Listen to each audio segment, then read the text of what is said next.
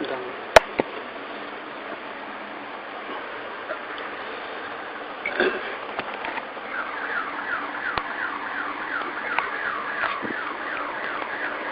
মালিকের মানব বাবার চরণে প্রণাম জানিয়ে ঠাকুর মালিকের মানব বাবার কৃপায় আমি আমার কিছু উপলব্ধি বলার চেষ্টা করছি। ঠাকুর মালিকের মানব বাবার দরবারে এসে আমার কিছু জানাশোনা বোঝা হয়েছে। আগে আমি শক্তির পূজা করতাম, সে জানাশোনা বোঝা হচ্ছে ধর্মশাস্ত্র, আধ্যাত্মিকতা, মানুষ, তারপরে দীক্ষা, গুরু, পূজা কি, এগুলো আমি জানতে পেরেছি বলে আমি শক্তিকে সরিয়ে দিয়ে সত্যের পথ ধরেছি। সেই মালিকের মানব বাবাই হচ্ছে আমার কাছে সত্য।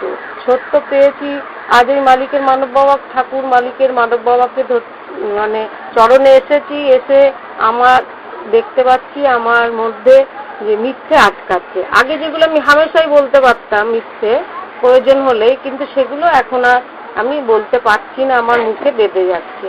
এই উপলব্ধিটা পেয়েছি। তাছাড়া আমার মধ্যে যে পশুসুলভ আচরণগুলো আছে সেগুলো আস্তে আস্তে আমার মধ্যে থেকে সরে যাচ্ছে।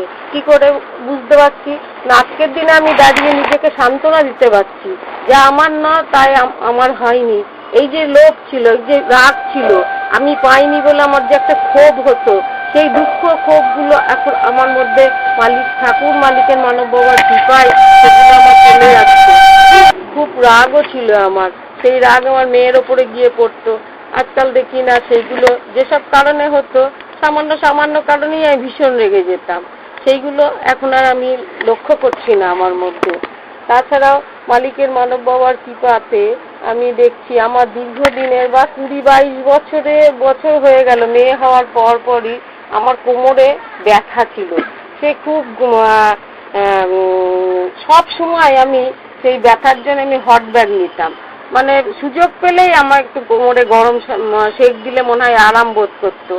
আজ কিছু মাস হলো আমি লক্ষ্য করছি যে সেই ব্যথাটা ঠাকুর মালিকের মানব বাবার কৃপায় আমার আর নেই।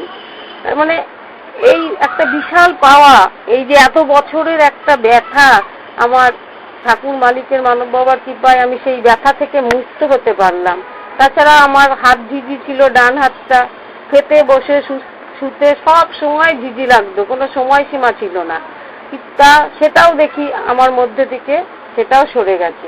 তাছাড়াও আমি যখন সমস্যায় পড়ি তখন ঠাকুর মালিকের মানব বাবার কাছে আমি সেই সমস্যা যখন জানাই, সেই সমস্যাগুলো আমার আস্তে আস্তে মিটে যায়। এই বলে আমি আমার উপলব্ধি শেষ করছি। গীতা রায়, বারাসাত, নবপল্লী। ও মারের সমস্যা, ওকে তার একদিন বলে দিল,